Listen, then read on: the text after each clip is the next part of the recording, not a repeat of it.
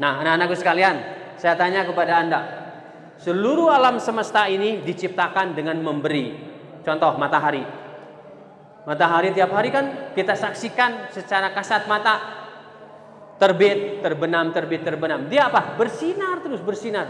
Apakah Anda tahu, pernah riset di dalam biologi apa yang terjadi? Sinar matahari ini dampaknya kepada tumbuhan, kepada hewan, dan kepada kita semua bisa makan, bisa minum.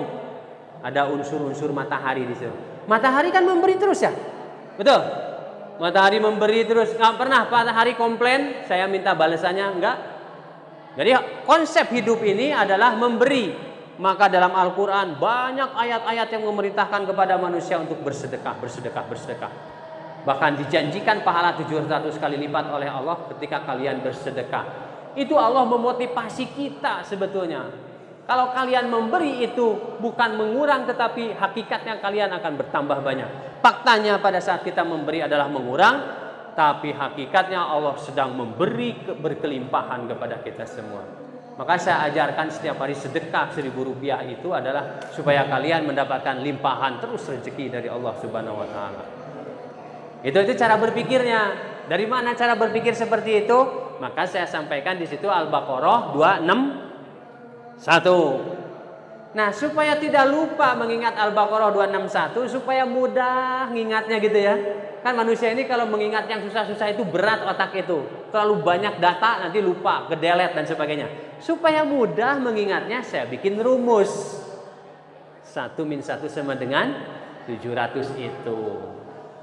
Itu untuk mengingatkan kepada kita. Oh iya, 261 apa? Itu sebutkan. Itu sudah isinya bahwa di dalam Al-Quran ketika kita satu mengeluarkan bercabang 7, dari 7, 700. Maka kalau kita kodifikasi membuat sebuah rumus simpel sederhana gitu ya, maka rumus itu menjadi 1 min 1 dengan 700. Loh Pak, ayatnya kemarin ada diskusi. 1 min 1 sama dengan 0 tuh di matematik itu dipelajari dari SD sampai sekarang. Oke, sekarang 0. 0 itu isi atau kosong? Saya tanya kepada Anda, 0 isi atau kosong? Cung, yang 0 itu kosong, Cung. Cung, yang 0 itu isi. Nah, nggak tahu kan? Kalau Anda coba cek sekarang gini. 1 min 1 sama dengan 0. 0 ada lambangnya nggak? 0, lambangnya apa? Bulat ya? Nah itu apa itu? Kalau kosong berarti nggak ada apa-apa. Tapi ini kok 0 gitu loh. 0 itu berarti isi. Berarti 1 min 1 sama dengan 0. Kalau nggak ada kosong berarti nggak ada apa-apa. Kosong. Ini ada 0 dikasih tanda.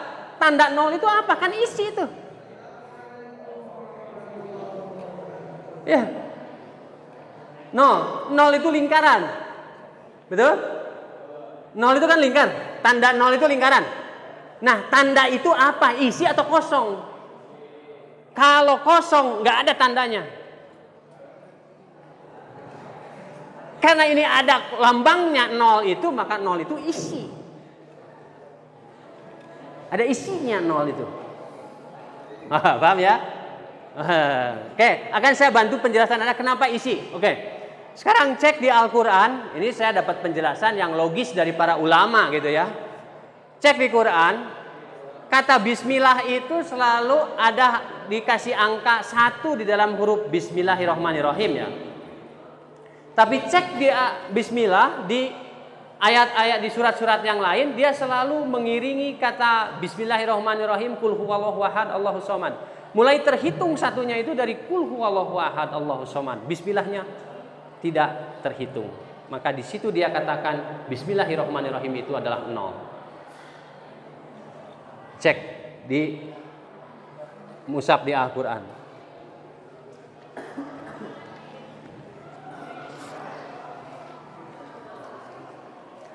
Di surat Al-Fatihah bismillahirrahmanirrahim tertulis ayat ke-1 ya.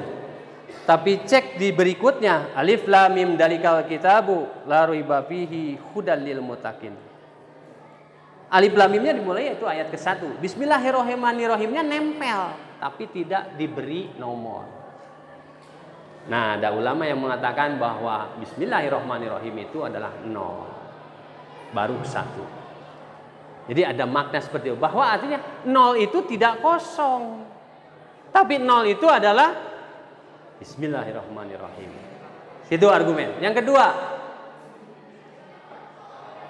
nol itu bulat ya, lingkaran kan? Cek, sholat itu dalam satu rakaat itu satu lingkaran. Bisa nggak? Bisa nggak buktinya ya? Ada buktinya kan? Sholat itu satu rakaat itu satu lingkaran, satu putaran. Dan itu nol. Betul? Paham? Makanya sholat itu isi atau kosong? Jadi nol itu sholat. Sholat itu isi gitu. Oke, ini masukan aja buat Anda. Pikirkan itu, pikirkan. Karena Allah itu menciptakan nol itu dengan misteri. Dan yang menemukannya katanya orang Islam itu Al-Khwarizmi. Anda pernah bertanya, bagaimana Al-Khwarizmi menemukan angka nol? Dari mana ide gagasan? Pernah nggak bertanya begitu? Nggak pernah. Guru matematik juga belum bisa jawab menurut saya. Banyak yang nggak bisa jawab. Tapi kita kan berusaha mencari jawabannya. Saya mencoba meriset, ternyata ada dua argumen itu. Untuk sementara. Untuk sementara dua argumen itu. Nol itu isi, karena nol itu Bismillahirrahmanirrahim. Nol itu isi, karena nol itu adalah satu lingkaran. Dan satu lingkaran itu identik dengan satu rakaat. Dan satu rakaat itu isi luar biasa di situ. Satu rakaat itu adalah berkah dari Allah Subhanahu wa taala. Baru sampai di situ kita menemukannya argumennya. Apakah nanti akan ada argumen lain? Ya, tergantung Anda baca nantinya. Anda ikra bismi rabbik, Anda riset. Anda bertanya dan memohon kepada Allah minta petunjuk. Apa sebetulnya nol itu?